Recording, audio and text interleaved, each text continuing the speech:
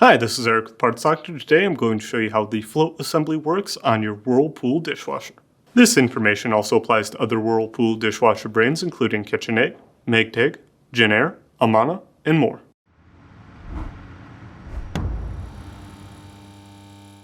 The dishwasher float is located here on the inside of the dishwasher.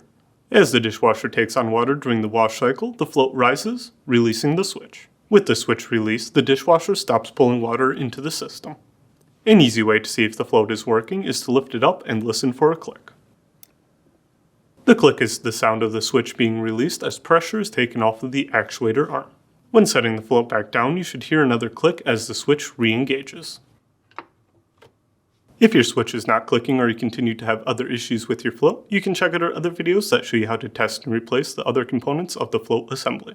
If you need to purchase a new float for your Whirlpool dishwasher, you can check out our website, partsdoctor.com, where we sell parts for all major appliance brands. And that's it for today's video, and if you found this video helpful, make sure to leave a like and comment down below, and for more videos like this, please consider subscribing.